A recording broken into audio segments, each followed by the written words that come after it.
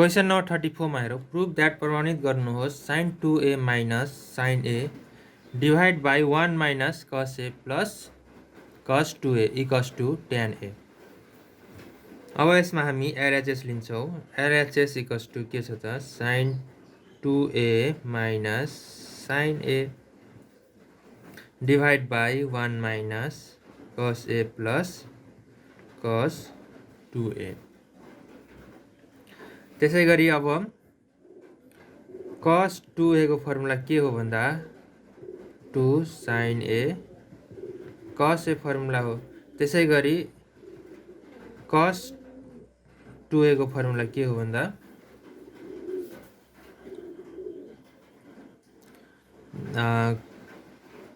2 cos square a minus 1।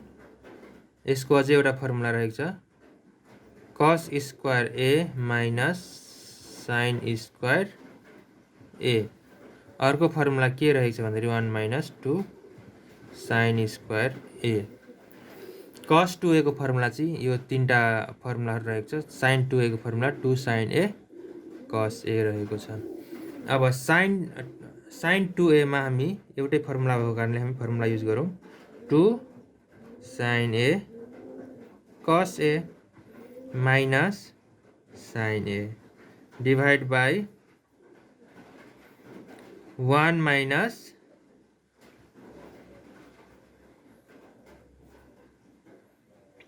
cos a plus.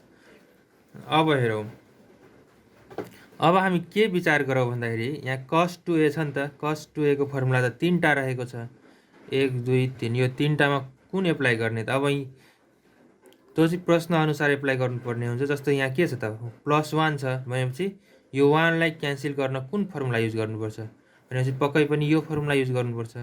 त्यही भएर हामी यो फर्मुला युज गरौँ भनेपछि 2 cos स्क्वायर a माइनस 1 हो। माइनस 1 र +1 अब क्यान्सल हुन्छ।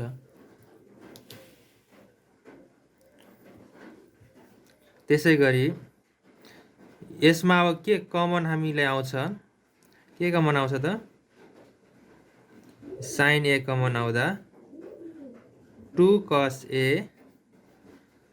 माइनस 1 डिभाइड बाई यो 1 1 यो र 1 क्यान्सल भयो, बाँकी बच्यो minus cos a plus 2 cos square a बाँकी बच्यो। अब के गर्छ भन्दाखेरि sin a 2 cos a minus 1 यो दुईटालाई हामी रिएरेन्ज गर्छौँ। के गर्छौँ भन्दाखेरि cos square a minus cos a लेख्छौँ। त्यसै गरी sin a 2 cos a minus 1 divide by यसमा पनि के आउँछ कमन? cos a कमन आउने भयो भनेपछि 2 cos a माइनस 1 हुन्छ। यो दुईटा क्यान्सल हुने भयो।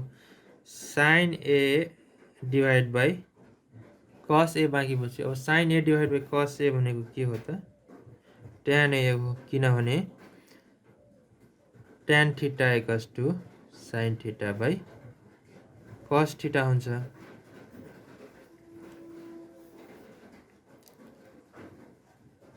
Hence proved।